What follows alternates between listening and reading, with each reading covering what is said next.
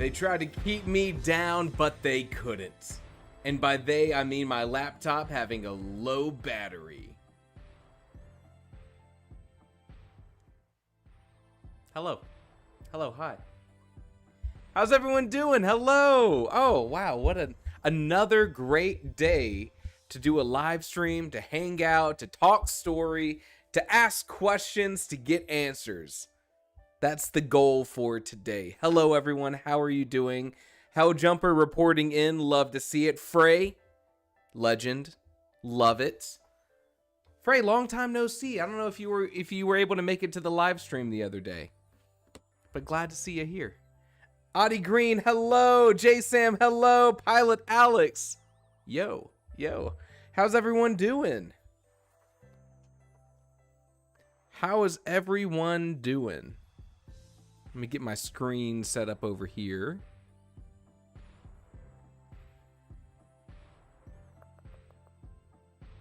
Donkey Kong, like it's on. Never heard that phrase before, but you know what? I'm going to claim that is a Lantern Valley original.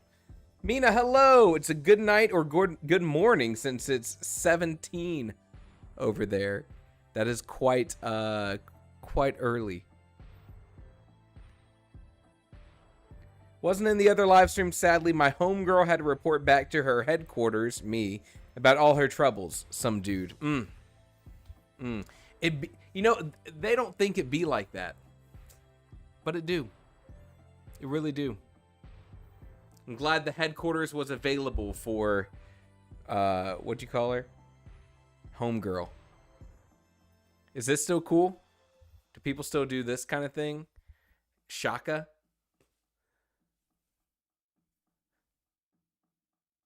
Are all of those cool?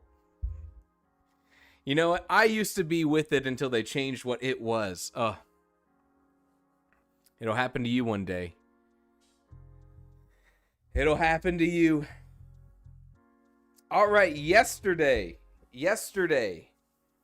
For those who were able to join us yesterday, we were talking about planning our stories for Novella November. We had some dedicated time to do it. I'm revisiting a story that I have about 15,000 words in, where I'm sort of trying to rediscover, how I was feeling about the story when I was originally planning it. And after reading through some of it and still liking the idea, I'm now going through and sort of, with the knowledge that I've gained since I last tried to write this, sort of revisiting the whole thing from scratch. Chesman, welcome. So that's the plan. That's what I've been doing over here on my Scrivener file. You can see I've got some plot framework stuff going on. I heard about some cool stories that other people were writing. We had some superhero stories.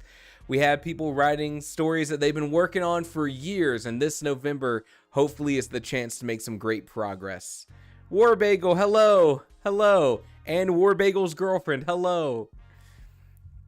Mina says, I haven't figured out what to write yet, but I might try to use a previous concept. So here's the deal. You don't need to start a whole new project if you don't want. I think we all know this, right? If you, the main goal is just making progress, right? Having that dedicated push to put that effort into whatever project you want to work on, whatever project you want to write, something you've already been working in, or a whole brand new idea. If a novella feels like too much, maybe you don't think you have the time, see if you can put together a short story. Something to make progress. You will know so much more by just finishing something than all of the YouTube videos that you could watch about writing. Just sitting down, taking something start to finish, you're going to figure out so much more.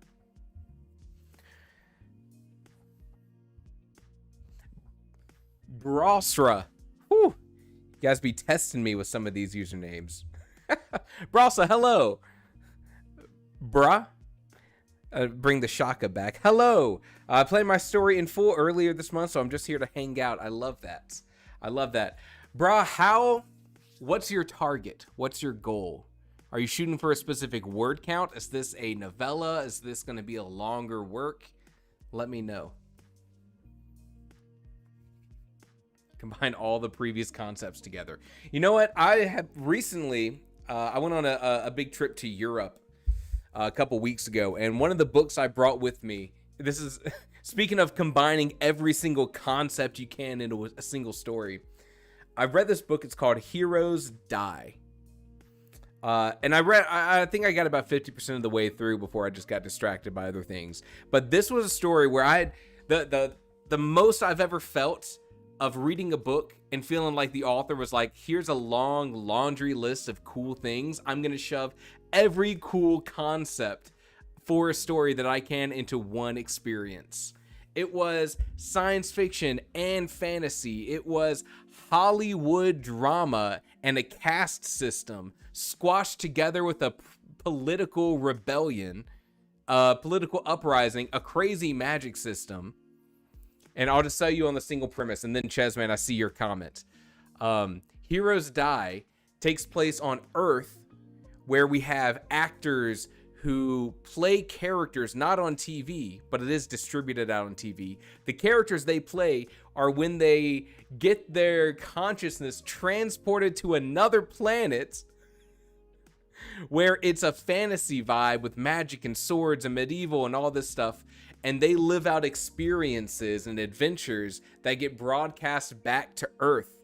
So you have a character who plays a character, and there's POV switching. It's just like the most absurd thing I've ever heard, I've ever read, and the author pulled it off. It's just mind-boggling. It's called Heroes Die.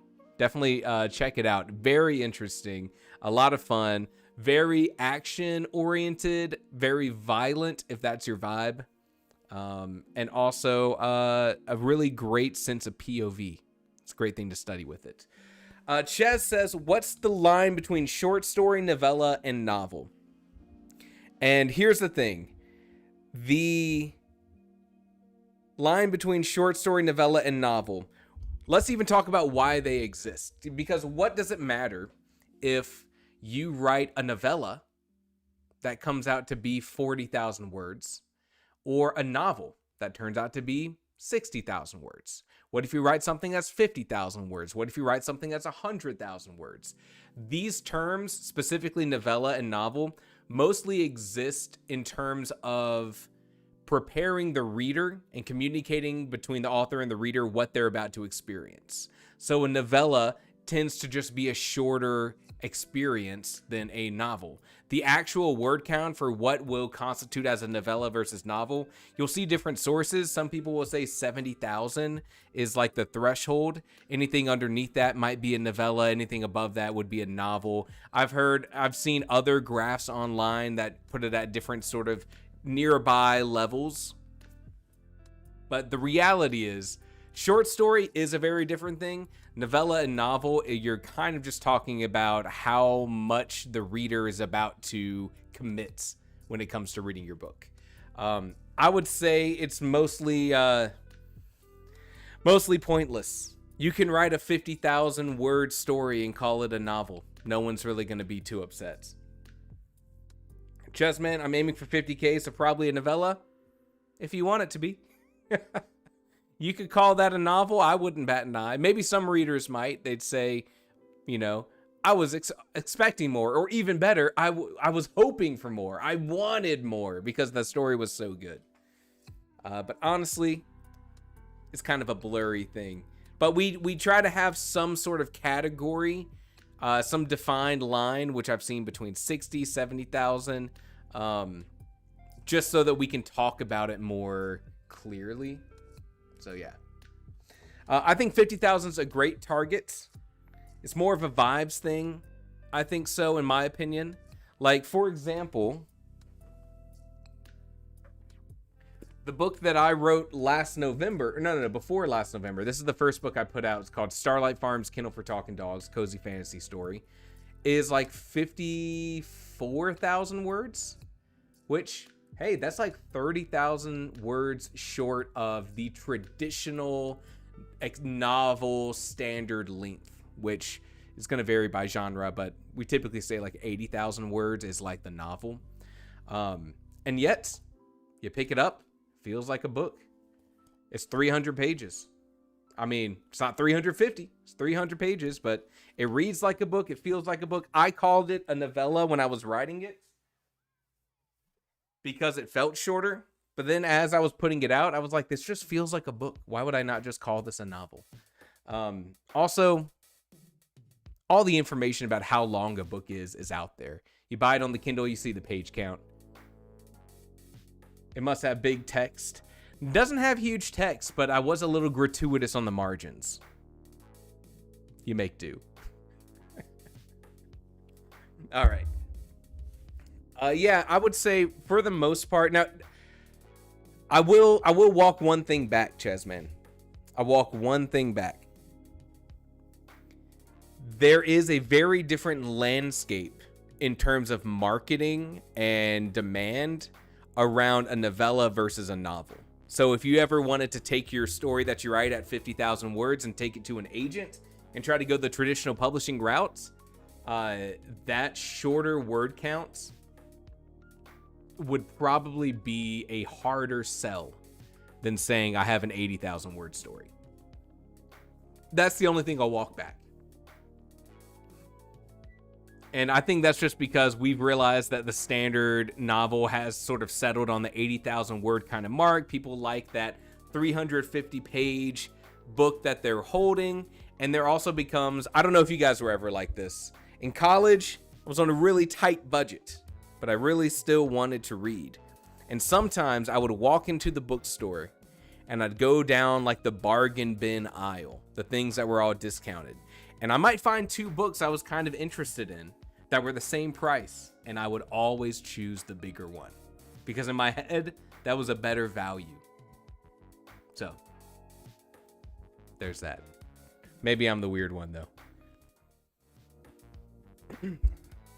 How's everyone's process going for planning your story? We had some people join us the other day, but I'm seeing some new names in here. Who here feels totally prepared for Novella November? Who here feels like they're kind of scrambling to try to be ready? Do we have anyone like that? I think we said, Bra said that they are fully planned, just waiting for November. Write the biggest book possible. That's what I learned. Go talk to Chicky.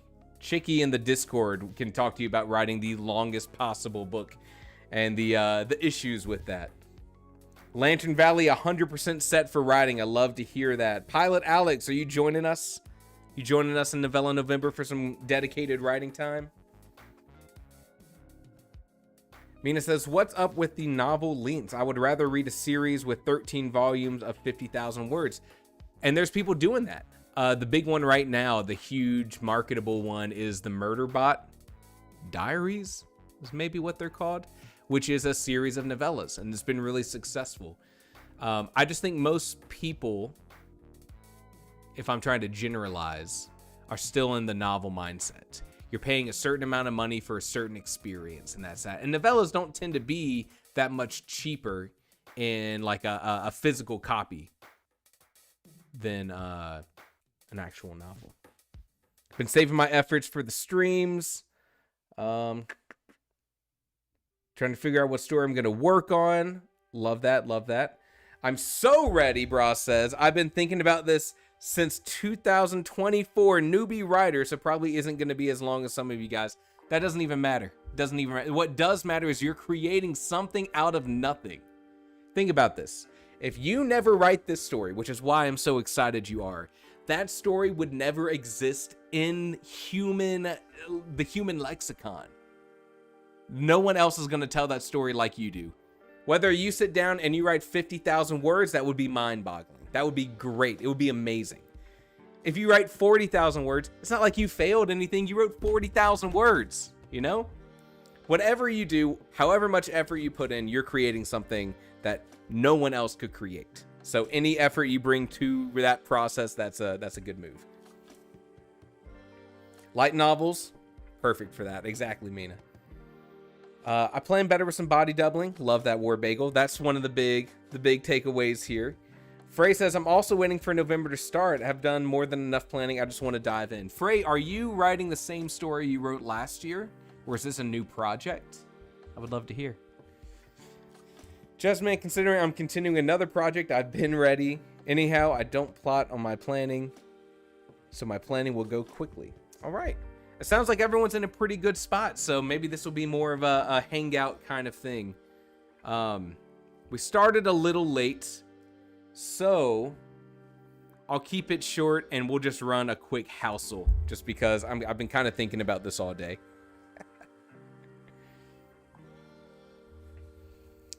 J-Sam, hello. J-Sam says, I'm prepared to write, but don't want to say I plan to write because the saying, man plans, God's laughs is too real for me. Put that in the book. That's a great saying. And Bra says, I don't want to tell the concept because every time I tell the concept something I'm writing before I finish it, my brain is like, you already wrote it. So I've heard that advice before.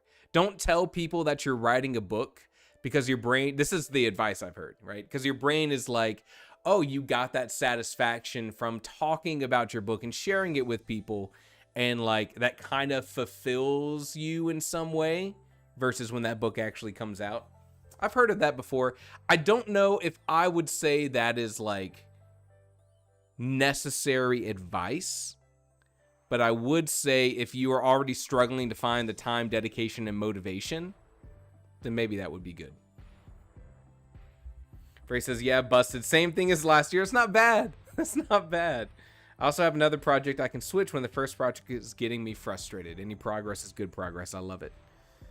Chessman says, something I love to think about is that if Einstein didn't discover relativity, someone else would have. But if Van Gogh never painted the Starry Night, then no one else would have. Ooh. I don't have a joke for that. Let's play some Housel. For those who haven't seen, Housel is where you're slowly given information about a house listing, and you have to try to guess the price. And today we got a Tropical Tuesday, baby. This is a house in Florida, and all we know right now is that we're right on the ocean with a pool, with a hot tub, with a yard, with palm trees. We don't know where in Florida yet. Something tells me this is not a $300,000 house. I'm going to go $800,000. Too low. I figured that was probably the case. Let's get some more info. Fort Lauderdale. Dang, it is truly across the harbor from Fort Lauderdale. But then, unfortunately, you have to live in Florida. Got him. Got him. Any Floridians in here? Any Florida men? Florida women here? I think we're probably looking at a $2.2 million home. Still too low. What? Yesterday was Mansion Monday. Tropical Tuesday, we're still in the millions. What? Okay, this is a total Florida thing. This feels like it's half inside, half outside with all these windows. I like the decor up here and the architecture. Seems like a pretty spacious kitchen / bar area. I could never fill a table with, my God, what, 10 people? If I ever had a table at my house for 10 people, that is, I can't say what I want to say. We're not filling that table up. Throw it in the garbage. Give me a 2-seater.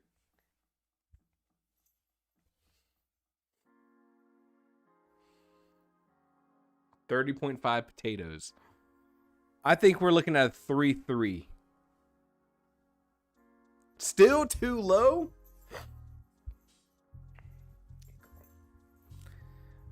I honestly, I think we're overpriced here. The market's not a buyer's market, I'm telling you. 5 bed, 5.5 bath. Here's the porch. I say porch, it's under the deck, the patio. No way it's $5 million. Too low!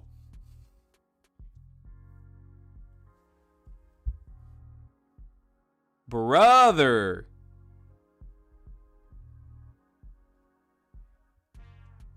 This is not a $5+ million bathroom. I'm sorry. I'm just saying. I'm just saying. Look, I don't even know if I can fit into the shower. My God, maybe it's lens distortion from the camera. I don't know, but I feel like I got to go through that crap sideways. You know? I got to be flat Stanley to get into that shower. All right. This is overpriced. If this is more than 8 million, we riot.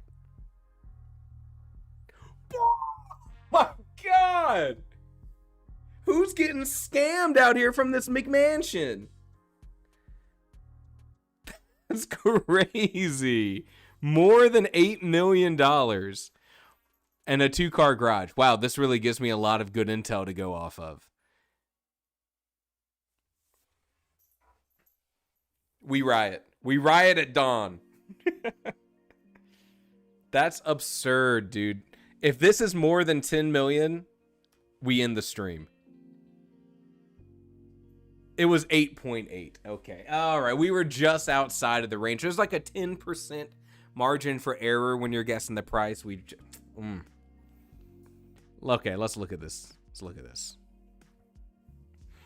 That's crazy. All right.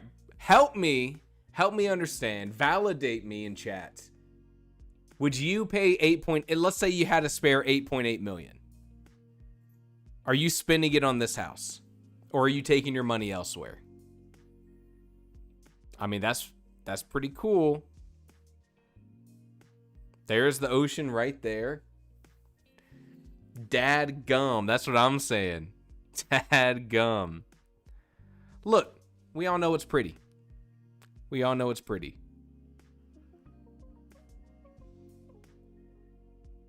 And you know what? It's Fort Lauderdale. It's not Jacksonville. Could be worse.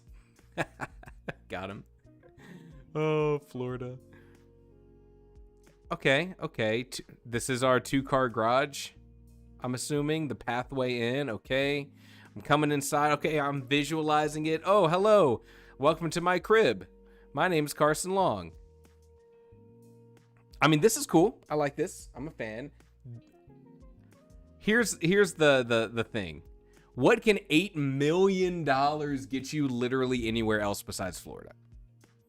Take me to like Denver, right? Take me to Colorado. Take me to Montana with these big open plains where $8 million is going to get me like 500 acres of land and a mansion. Frey says, I wouldn't pay that much money on any kind of house. Not even a money house? Because then it's just a good investment. A house made of money. Would you pay $8 million for a house made of $10 million of money? Gotcha, Frey. Chances are there's 2 people living in there and they're never home. Yep, this is someone's summer home.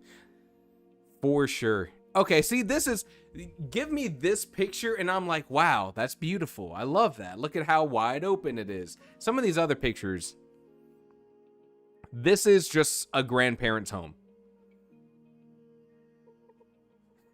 Money house seems rather cold and rather difficult to clean. It's super easy to clean. Just spend the money. $8 million and I'm still bumping my elbows on the inside of the washroom. Come on. Is this house made for slender men? The shower you can barely fit in. Going to the washroom, you're bumping your head, bumping your bows. Okay, I think I get it. Come on, give me something good. Give me something good. Hot tub, pool, and the ocean. Too much water. Too much water. And it better come with the boat, right? I looked up $9 million homes in Maine and I can get my dream house for that price. Yes. Also, Chessman, I hate to be the one to say it.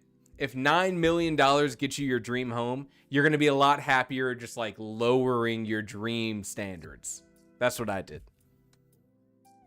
And life is good. All right, come on. Give me something good. Give me something good here. Okay, closet. Now we're talking. Interesting. Now, Here's the deal. Is that a TV or a computer? Or a mirror and I'm an idiot? Is that just a mirror? It definitely... Okay, who needs an Alexa in their closet on top of some sort of display? On top of, I'm just going to say it, I'm just going to claim this is a digital picture frame. I'm just saying, that's some grandma energy. We're all thinking it. It's a computer so you can dress yourself like in Clueless. God, I love when phrasing in the chat. Here's a Slender Man bathroom. Ah, yes, a nice natural... These are all mirrors?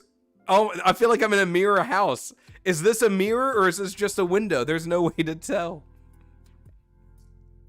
Nothing like paying $8 million for a zebra skin rug.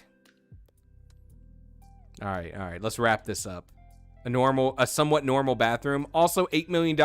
Give me more room in the bathroom. I'm just saying. Honestly, not impressed. Not impressed. This is lovely. Love that. Big fan. Big fan. Give me something better.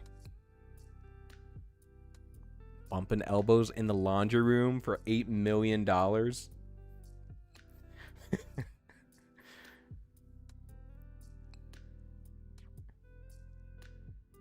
You know what? $8 million, that must also be their monthly electric bill. Am I right? Am I right, fellas?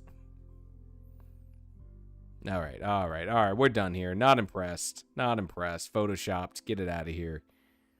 All right, the very last thing we got to do before we actually, like, do work. There's one more thing. One more thing. So we got to get the fly around. Can't even open the fridge and closet at the same time. That's what I'm saying. Can't even open the... I can't even open the fridge closet.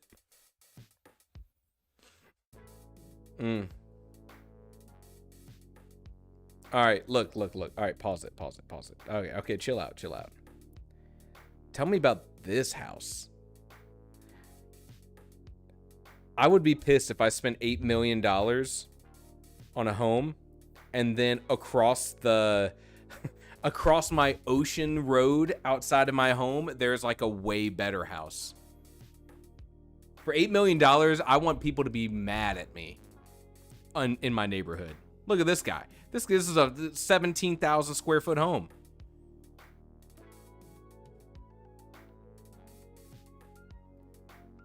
With an RV, because your home isn't good enough, you got to go live in a smaller home that you can drive around. These people. You know what? Look. Let's eat the rich. That's all I'm saying.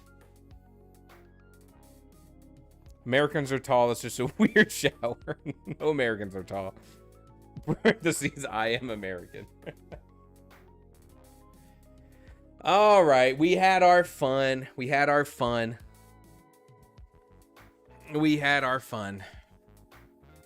think we're supposed to do some planning now. I found a dream home for 500K. Chessman, that's what I'm talking about. Now, pursue those dreams. They're right within your grasp.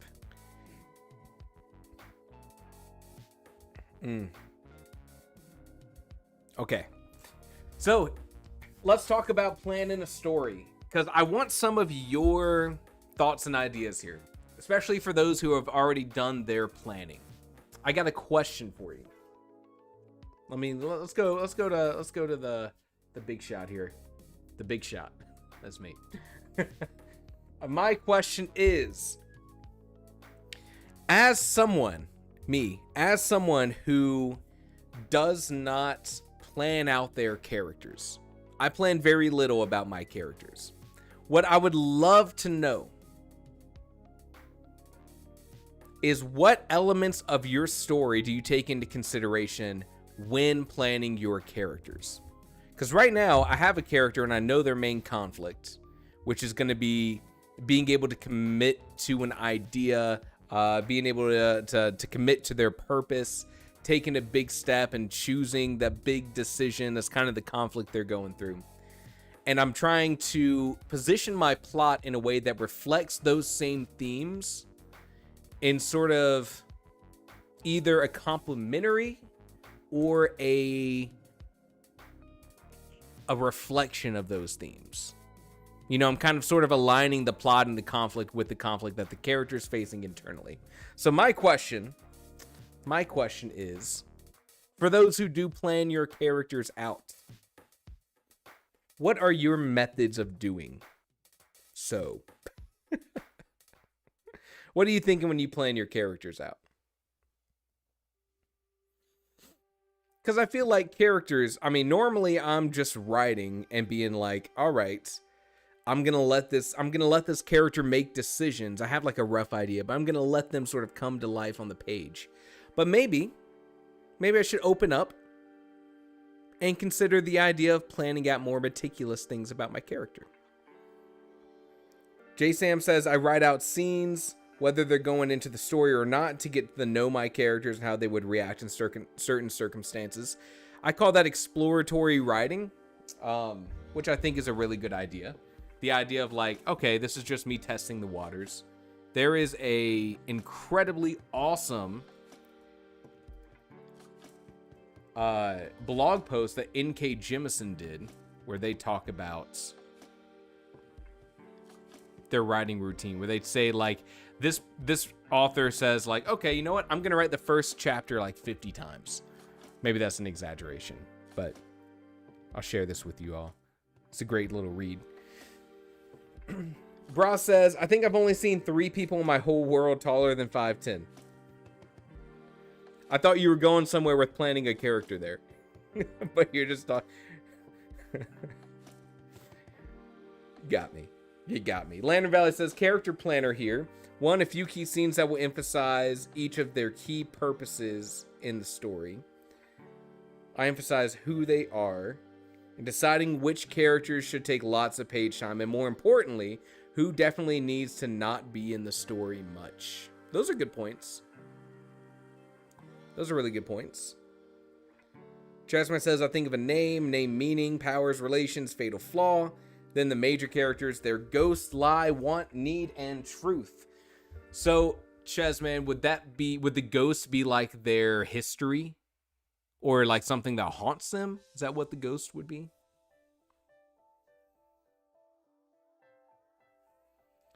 Last week I was figuring out how to almost eliminate 2 characters from the story. They're important, but I don't want them in many scenes, so deciding how to keep them out. That's a tough one. You know, my first book, I underwrote it. Basically, I sat down and I planned out the plot in a pretty detailed way. And then I only wrote those scenes. And then in editing, I expanded on the things that needed to be expanded on. And then for Upon Careless Gray Hills, I overwrote, which is I let myself kind of, like I knew what all the big major points I needed to hit, but I let myself kind of just let the story flow from one point to the other. And I took little tangents and created little experiences, which meant in editing, I had to cut a lot of things down to try to make it more efficient. It kind of sounds like the idea of not planning out your characters and letting them sort of figuring out their role on the page is probably lends itself better to overwriting than underwriting. When I'm hearing about a lot of the ways that you think of like how characters can fit in before you get too into the weeds. Frey says, I work mainly with relationships between characters, whether those relationships are good or bad. That's a good approach. I think it still lets you kind of like figure things out for each character as you're writing, but that's interesting.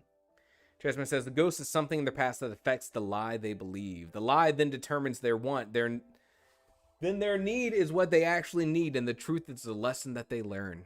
It sounds like some kind of framework. Where'd you get all those ideas? I like those.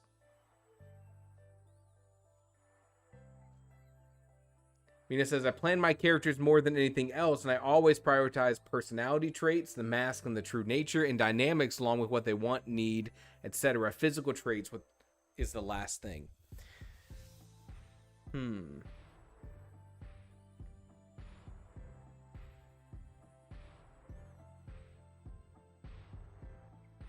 So for those who plan your characters, you are trying to create the full person before going into your story.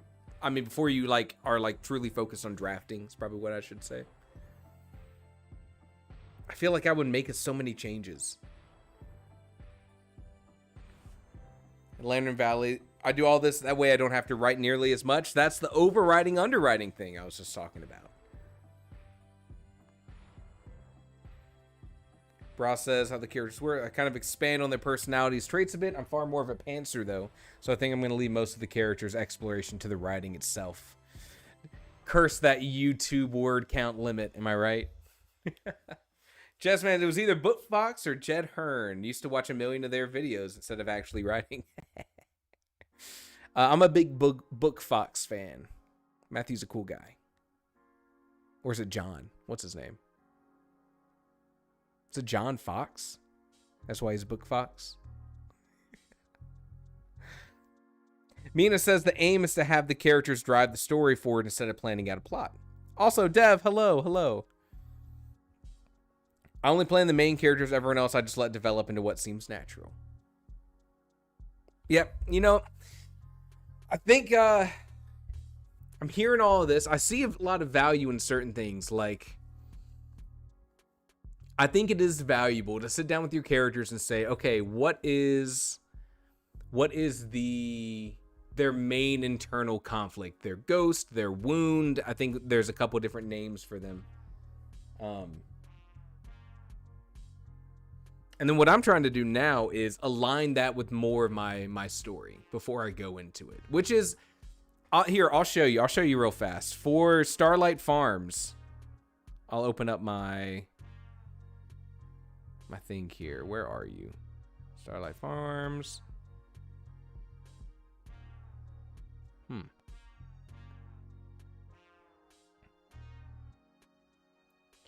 Let's get my files off of the screen. And then find Kennel for Talking Dogs.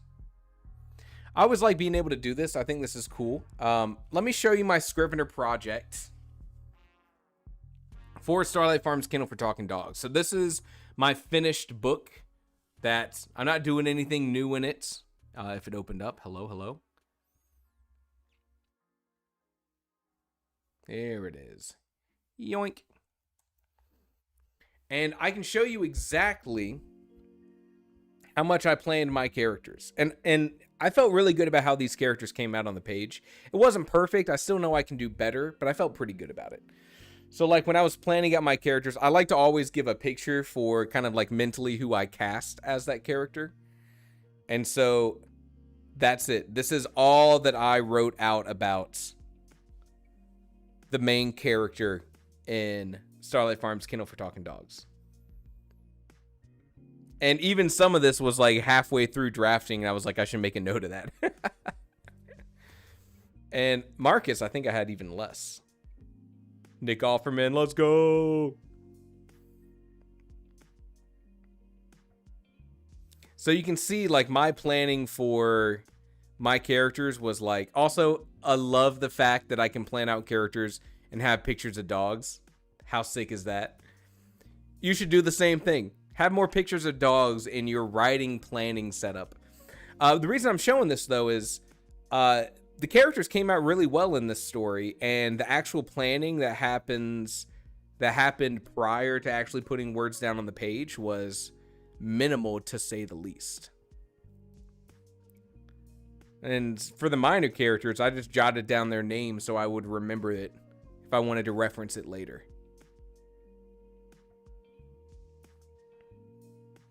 So I'm trying, every time you write, I think you should test out new things.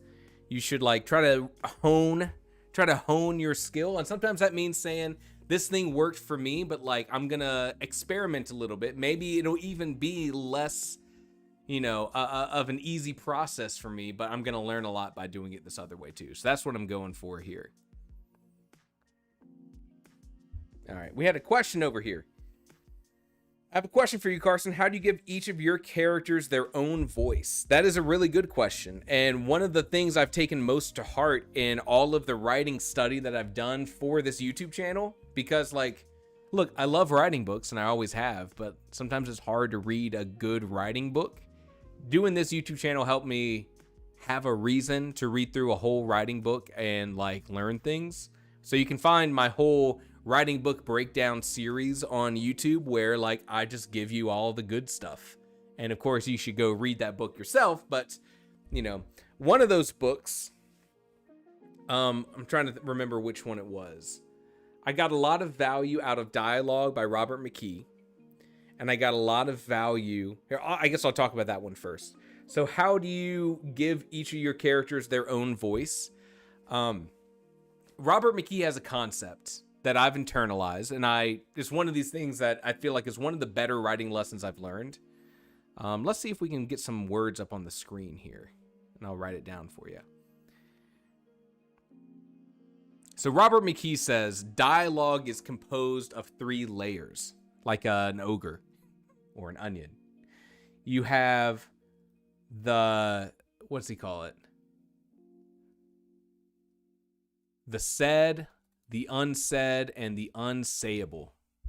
And you might have seen these concepts in other writing videos from some of the other creators. But this is something that I internalized and I feel pretty good about. Kind of having that as like a core part of my writing process. So what this says is dialogue is composed of these 3 layers. Layer 1 is what you actually say on the page. And this can either be what your character says between quotation marks, or in a first-person story, the dialogue between the reader and the character in the story through that narration and internal dialogue that happens in first-person narration. That's dialogue, right? It's what we experience. It's the outside world of what that character is trying to present and impact and what they care about. And then you have the unsaid, which is the subtext between these things. And so this is like, instead of this character saying that they loved this other character, they're gonna instead say things that are trying to protect them, right? They're gonna say things that are uplifting them. They're going to say things that are, saying that they love them without saying it. I think that's a pretty easy concept, the unsaid. And then kind of similar, Chessman, to what you said about like the ghost, right? Robert McKee talks about the unsayable. So you said like the ghost is like this past wound or trauma that informs things about why they act a certain way. And the unsayable are sort of like, the best way I can put it out is like, what are the epiphanies your character would have on that breakthrough at the therapist? Where they finally are like, oh, you know what? It's true. I was, saying these things or doing these things because of this internal thing I've been struggling with forever. So I've internalized these 3 concepts, and I use these pretty heavily when I'm like writing, the voices of my characters through dialogue.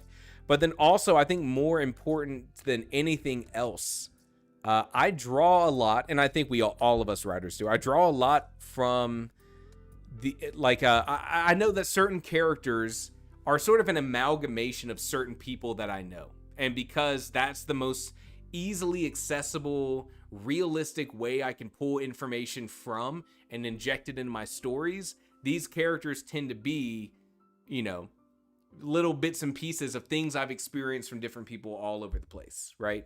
So like, for example, in Upon Careless Gray Hills, I know that the love interest in this story, one of the main characters, is designed to be someone who very quickly attaches herself to other people, extremely sociable, very easily able to like draw you into conversation and have that magnetic personality. That's who this character is. And so, of course, in order to write that very unique sort of trajectory of that character and make that feel unique and realistic, I'm drawing from all the people in my life that I know have exuded that same sort of characteristics. And so a lot of the character voice, I'm not saying is from real people, but is informed by those, experiences I've had, the personalities I've come across, and then also the energy and the way that they made other people feel. right? What would a character like this say in order to make other people feel that magnetism? So for the example of this character, it comes from a bunch of different places, but that unique voice isn't just like, oh, this character uses a word that other characters don't use, or this character talks in a specific accent. That's like a very easy base level way to be like, oh, this character has a unique voice. They're Southern. Which, you know what? I have a Southern character, a character with a Southern drawl in this story. So, you know, shots fired at myself. But in addition to all of that, I also like to think about like, what are the things that this character is passionate about? And because that kind of changes everything that you phrase to other people. So like me, I've been a musician most of my life. And so it's very easy for me to think about things in terms of music and relate things back to metaphors for, you know, music stuff, right? But of course, you know, it's a little on the nose for me to do something like that. But like getting little elements of that from real life, from real people, from things I've experienced, in addition to this whole idea of the sayable, the said, you know, all of this stuff, you know, all of that kind of ends up coming together.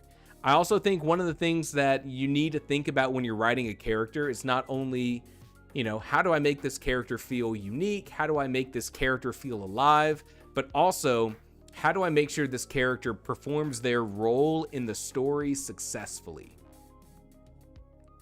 And there's lots of good comments coming in here. Lantern Valley, I love all the advice in here. I think very much about the archetype of the character. So like, for example, in Upon Careless Gray Hills, you know, what's the reason that this love interest character is going to involve themselves in the mystery of this little Alaskan town and solving this murder? There's got to be a reason. It can't just be a normal person who's one day is just like, I believe in justice.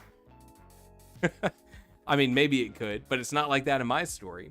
So instead, I went through and I said this character, one of their big passions is true crime podcasts. And to make sure that doesn't feel like a cheap cop-out for why this character acts a certain way, is you build that into so much more behind what they say. What does a person who likes true crime podcasts do?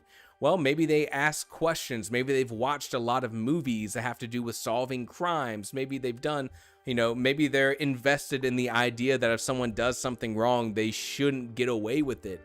And it kind of like spreads out like a crack in ice, right? It's one concept that you make about a character, and then that spreads to a lot of other aspects of them. And then all of that leads to a unique voice. I know I just threw a lot of stuff at you. Let me know what you think. Let me know what you think. There's another question in here. Any tips on writing somewhat of an ongoing story, weekly chapter web novels on Royal Road or something? That one's a hard one. I've thought about doing that myself. I'm friends with another writer, content creator who does an ongoing series. And some of the really difficult things they talk about is, unlike a book that you write and then you edit and then you put into the world, when you're sharing something in an ongoing way, it kind of ends up being like, okay, in chapter 1 you wrote this and you've put that out there, and now you're writing chapter 6, you've been building the story up, you can't go back and make any changes. They've talked about how that's really difficult. Any other tips? I would say another big tip is this is just from my own thoughts on doing this myself. I think every single episode needs to end in a cliffhanger, just like a TV show. In fact, you could probably take a lot of inspiration from screenwriting and TV shows in order to write something successful in that medium.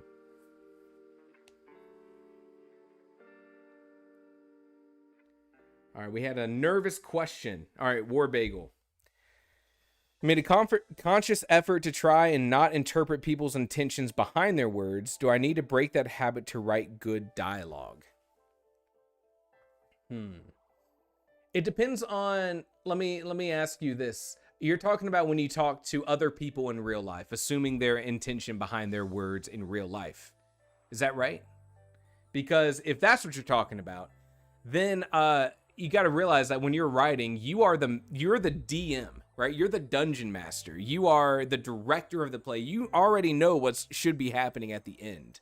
And so the assuming intention and subtext of words, like that is a toolkit that's a tool in your toolkit in order to build a good reader experience. So while I don't know if you have to break a habit to do it, it is something you should get in the habit of doing, is being aware of the intention behind the words of your characters. I'd say that like I phrased it in a video. I think the video that I put out yesterday, I said that when you improve at telling stories, you are still telling these same kind of stories. You just get better at using different ways to communicate your storytelling. More consciously choosing colors in your story, more consciously writing in body action that signals certain things to the reader that maybe your characters don't pick up on, consciously choosing to use certain words that have a specific meaning that add to the atmosphere of the novel. You're still telling the same stories, you just learn how to inject meaning into more things, right? So that's one of the ways that you inject a lot of meaning into your story, is by figuring out how to build the subtext and the intention behind why someone decides to say X, Y, or Z. Lantern Valley says, matching the character of someone in real life to feel their magnetism, that's the key. A reference helps the feel of the character, and that's just more important than just the traits. I like that. I highly recommend checking out my writing book breakdown on that Robert McKee book. It is like a college level course. Maybe I'm thinking of another one. I've done so many of those writing book breakdowns now, they all blur together. Who said it, Carson? I just quoted some of what you said during your ramble. That dude knows what he's talking about. Should quote someone, write that down. Okay, all right. Let's see what else we got in here. So I'm in my gnome camp, yada, yada, yada. Gnome camp was the working title for this story because there are gnomes and there's also a campground involved. And it brought to mind ideas of like a summer camp full of gnomes. And I think that's funny. So working title, gnome camp. Pick it up at your nearest bookstore.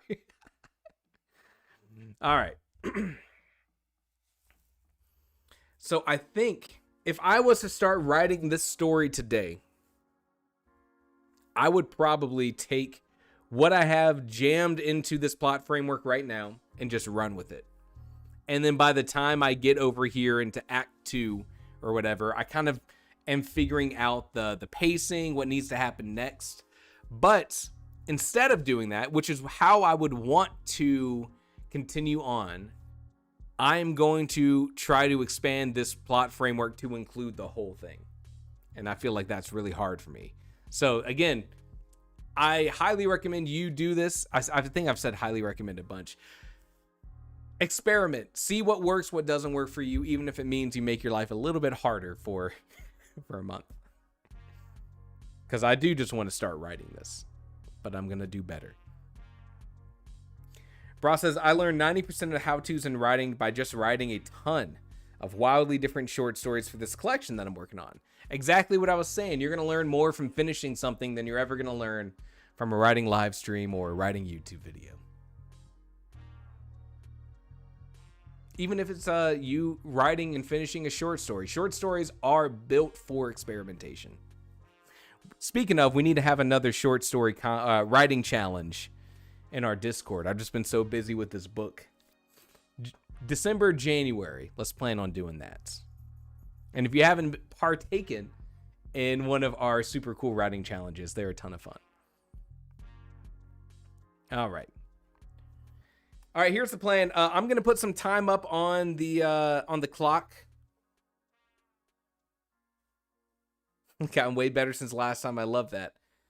Short story like 100 words or like a few thousand. Chessman, I would suggest, while you can write, I think it's called something like microfiction, like a story that's only 100 words. If you wanted to do some sort of writing exercise, I think writing a short story that falls between 2,000 and 5,000 words helps you learn a lot. And I say that because sort of the best-selling novel formula recommendation for the length of a chapter, which in a lot of times is going to be a scene in your story, is 2,000 words on average. And of course, you don't have to listen to that, but it's a good threshold to say, if I can write something that has a beginning, middle, and end in 2,000 to 5,000 words, then I can do that in my story and have a really impactful scene. It's a good length to say it's not going to take you forever, but you can definitely get something accomplished in that word count. So that's what we do for our writing challenges in the Discord, 2,000 to 5,000 words. All right. I did not figure out how to get a clock on this thing.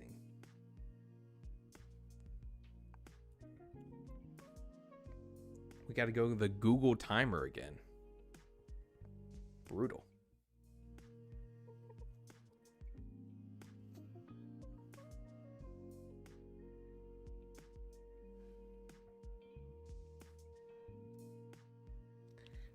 All right, here's the deal. What we doing? We are about to put some dedicated time on the clock to do some planning. Because I need to work on my plot framework. And hopefully, you are also able to get some good work done. Where Bagel says, wait, I got to get set up. We wait for no one. You might lose 2 minutes. 25 minutes on the clock. I'll get this timer actually on the screen at some point. And I'm going to do some planning. Whether you want to just vibe out to the music, whether you want to do some planning as well, whether you want to play on your phone, do what you got to do. I'm turning up the lo-fi music, and I'm going to work on my plots. When we come back, what I'd like to talk about is plot stuff. So when we come back to this, I'd love to hear if you use a plot framework or not. How much do you plan your plot, and how much do you let yourself explore and discover? And I'll share you some plot I'll show you some plot frameworks that I've done for some of my other things. Fun. All right, we're doing it. See you in 25.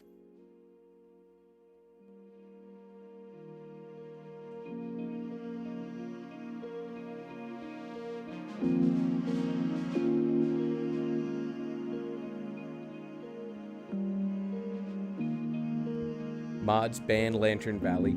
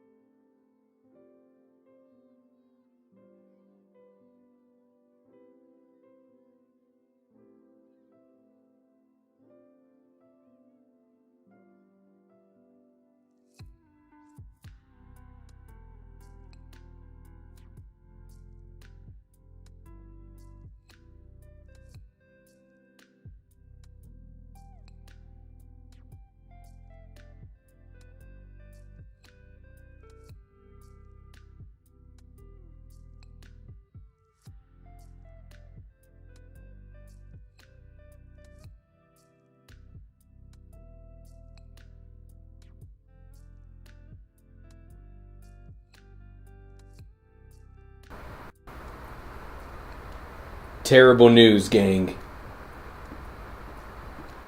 Terrible news. Hello, hello.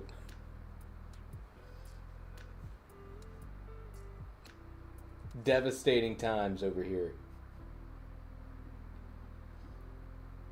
My USB dongle has stopped working, so my camera and my microphone have seen better days. So in the meantime, look at this handsome son of a gun.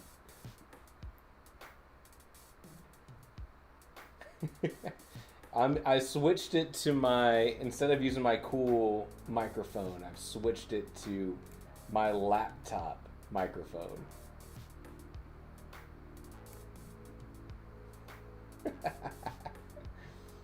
Wait for it. Oh yeah.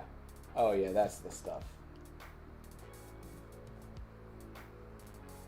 But I think with everything broken, we may not make it all the way to 8 o'clock.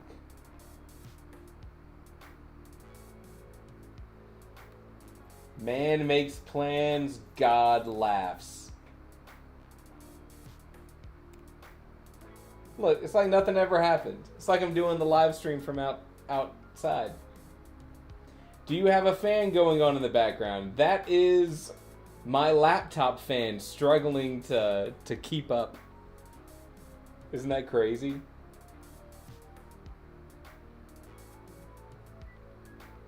Here's what you do.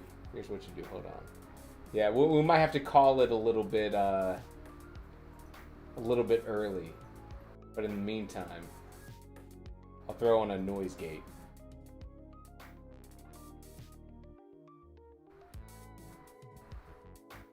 Look, it's like nothing ever happened.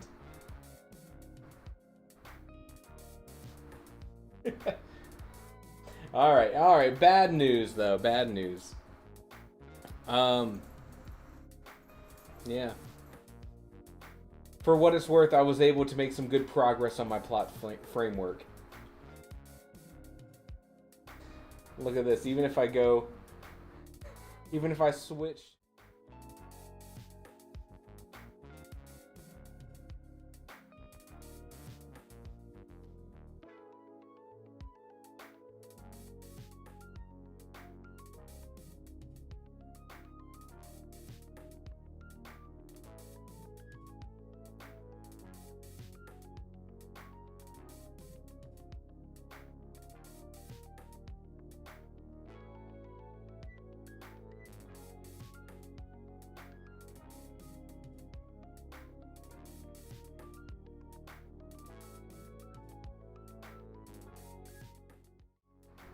Doesn't quite have the same je ne sais quoi as the other live stream setup.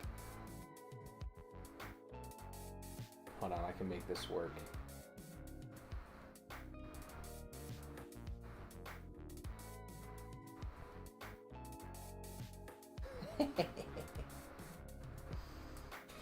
Alright, so alas.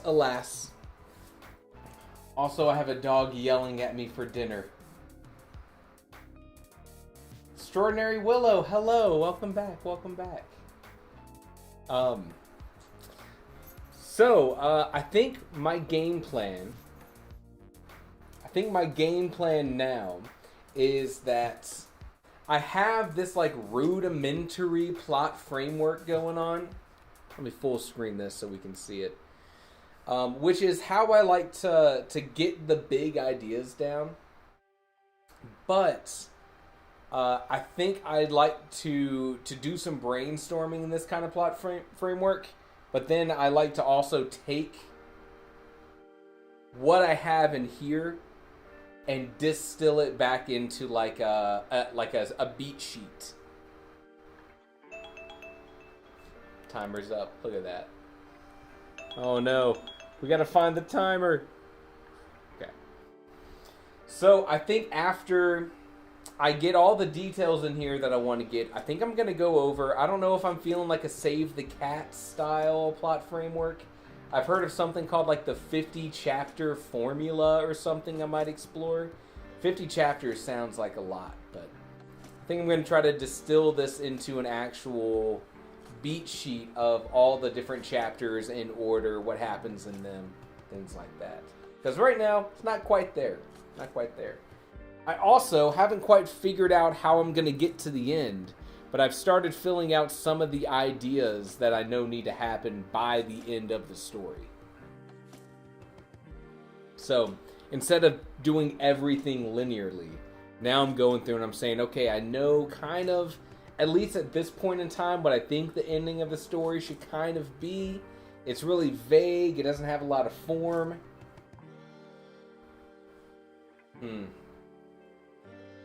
But I can start sort of setting the destination and then come back to the end of Act 2 here and kind of make that trajectory match that guiding star. So when we left off, I was asking, how do you all feel about plot frameworks? If you like using them, what kind of plot frameworks do you use? How much do you plan the plots compared to things like your characters or your setting? Because I am a very plot-forward writer.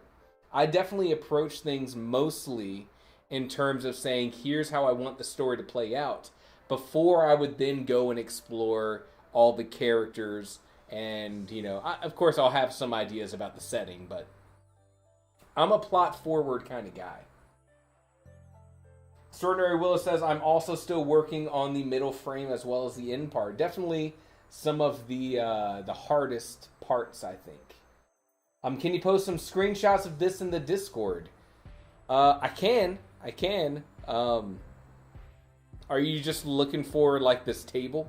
Deciding Incident, Crisis, Turn, Climax, Resolution?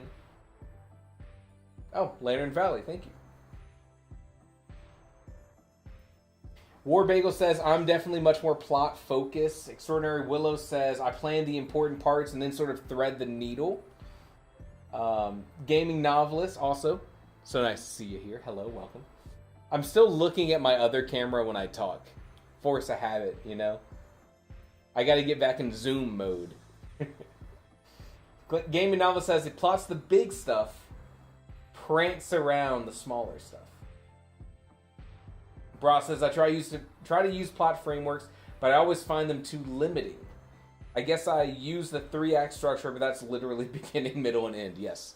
I think important to note that when you put together things like a plot framework or a beat sheet, that it's not written in stone, and you should definitely follow your gut. Yesterday I said follow your guts, which felt very weird. Follow your gut in the sense of, you know a lot more about your story when you're 20,000 words into writing it than you did when you put this little plot framework together. And then you let yourself deviate. You let yourself make changes. Maybe you still know that end point for where you want to go, but you follow the story more naturally. So don't get locked into the plot framework. That can be a mistake. Mina says, I don't use plot framework since it doesn't fit with your style. Totally fair. The 3-act structure doesn't fit my style. Totally fair. Mina, I think you were the one who may have introduced me to the... Was it like that? I'll never remember the phrase. But it's like the story framework of stories from, like, the East. From, like, what you find in a lot of light novels or manga or anime. So... Blah, blah, blah, blah. Yeah, that one. Alright. I think that was you who introduced me to that. Chessman, personally, I haven't used a lot of plot frameworks, but I see why people do. Instead, I just planned everything out and cut it into chapters and add whenever something seems right. Chessman, here is why I think the plot framework is valuable. And, of course, everyone's process is different. You don't have to use a plot framework. But the plot framework, the value it brings is that it helps you plan things to an expected pacing. So, like, if you look at, like, Save the Cat, those story beats are organized in a specific way because that's generally how at least most of our stories in Western culture are structured. That's the expected sort of grammar of the story, those rules that we want to follow because the reader is expecting them. And then there's a whole other conversation about, what's it called? Like doing the unexpected, breaking convention, breaking the status quo. A whole other conversation about that. But that's the benefit of like the plot framework kind of stuff. Now you can, change things as you're going. You can switch some things around, but the important part is the structure of your story now matches sort of what the reader tends to be expecting. I do have my story cut into 3 parts though. Great start. Love it. Great start. Depends on the story, how it comes to me. 69 says, I roughly plan out 4 quarters, but if I do a detailed beat sheet, I end up getting diverted and then need to rewrite the outline. I think that's fair. Scariest part is I don't know how to prove or reveal that the father's still alive. Okay. My brain. Bra says, also with plot, I always come up with a short summary, a log line, and screenwriting parlance. And I try some planning, but I usually figure out most of what actually happens in plus characters while writing it. And I think that's totally fine, My process is I will have this vague notion of a story in my head, and then like what you've seen me do here, I'll do like a brain dump. My initial brain dump for the story, however long ago, it's just me writing the synopsis of the story and sort of like figuring out in my head already kind of what needs to happen next. Oh, I'm missing this like moment for the antagonist and the protagonist to meet. Let me jot something down here. And this is like my first iteration of a story. And some of these things, this is really interesting because I was reading this back the other day. Some of the things that I write in here are very specific details. Like the big moment where like you think this character is going to die, Because that's a very present moment in the story. Those moments make it into my plot dumps, my brain dumps here, because I'm already thinking about what are those big cinematic things. I talk a lot about my writing process as cinematic writing, where when I'm thinking of a story idea, even before I know all the details about the plot and the characters, I'm trying to identify what are these big moments that you'll remember if you were leaving the movie theater and this was the movie. Wow, that big betrayal. That moment that Gandalf fell down chasing the Balrog. Oh, when, all these like big cinematic things that stick with you. And the more of those kind of moments I can think of for a story, typically, the more confident I am in writing it.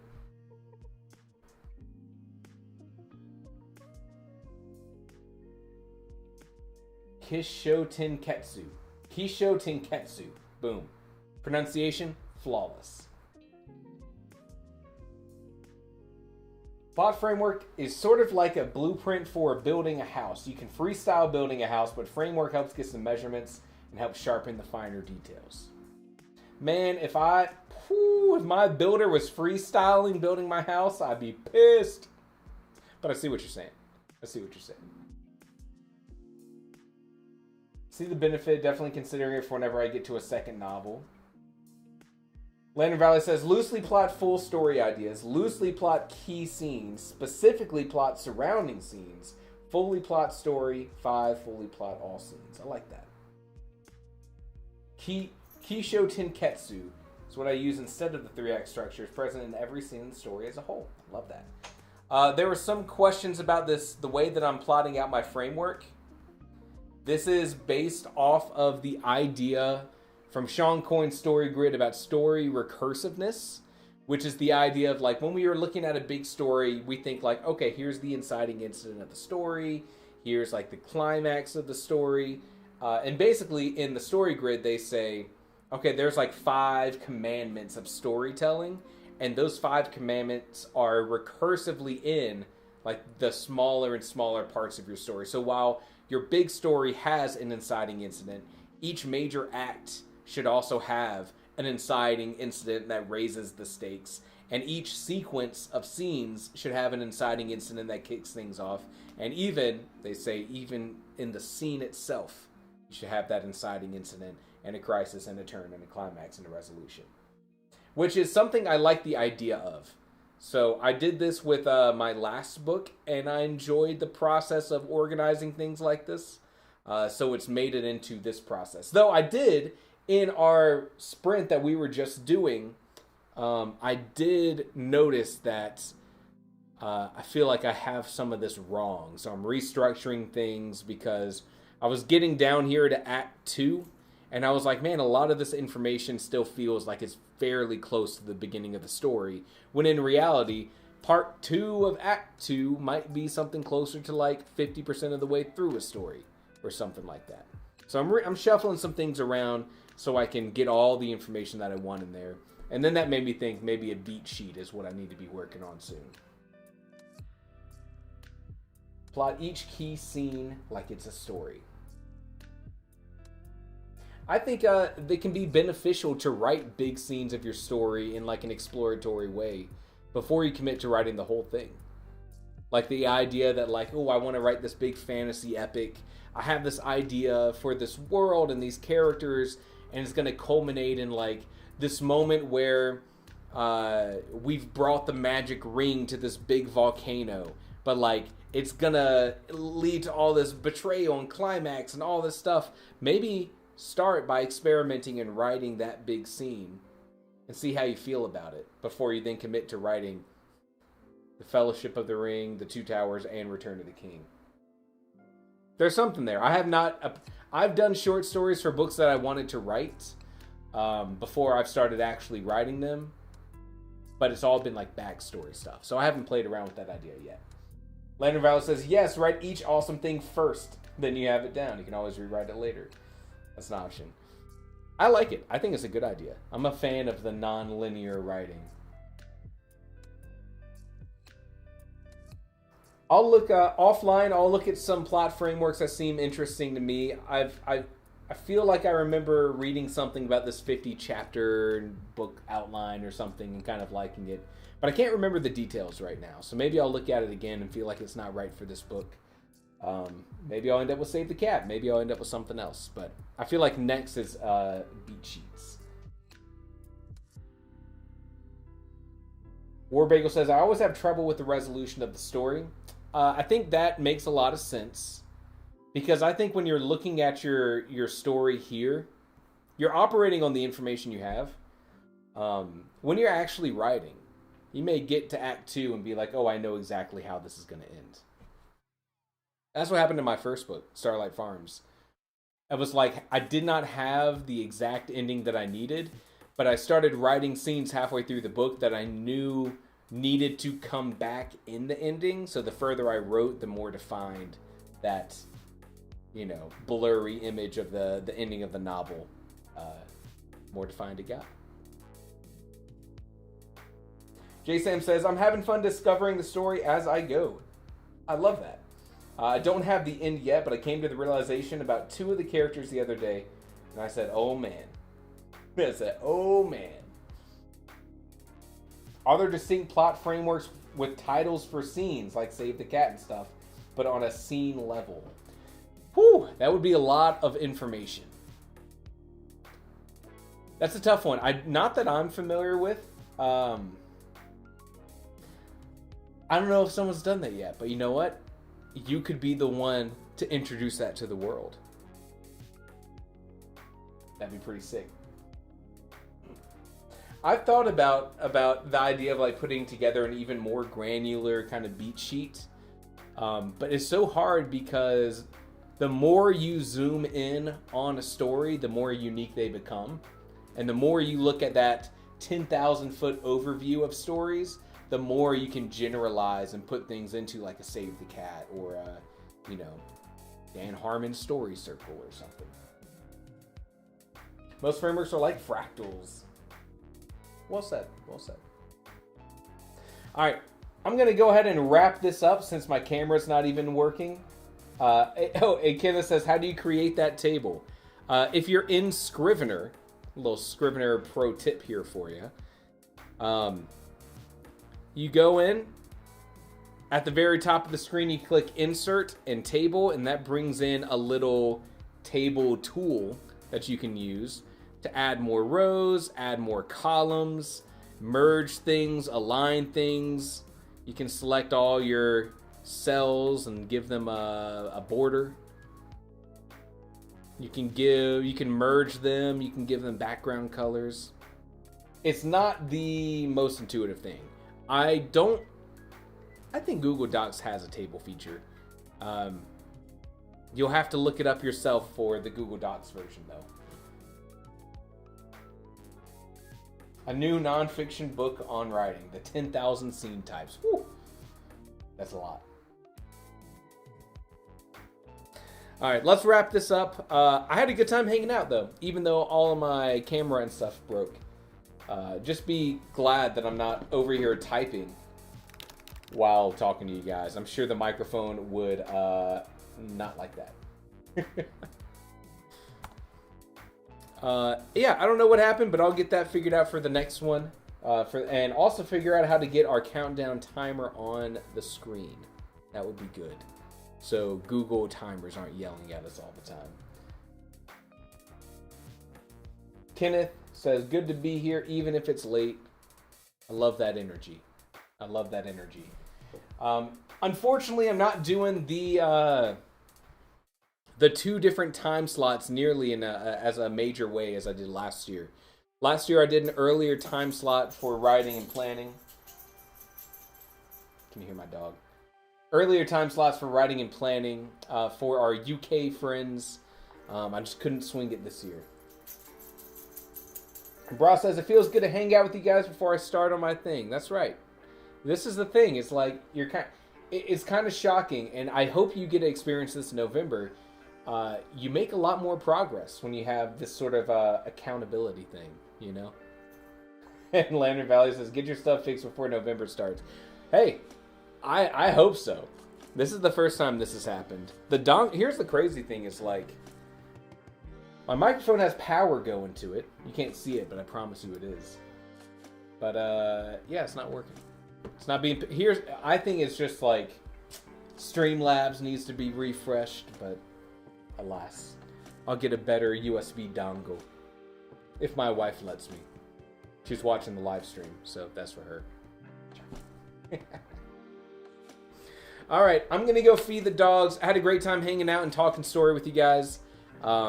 Even though we only did 25 minutes of dedicated planning, I got a lot done, and that feels good. I'm thinking about the story off stream a lot too. Of course, that's a huge tip. Get in the habit of passively planning your story. Watch the other things that you want to watch. Read the other things you want to read. But then also be thinking, man, why did the author choose to do this? Or this show had this character, and I really like that character, but why? And all that stuff goes right into your own story. And that's the good stuff. All right, everyone have a good rest of the night. Goodbye. I enjoy this. I'll be on the same time tomorrow. All cameras and microphones working. Bye, everyone.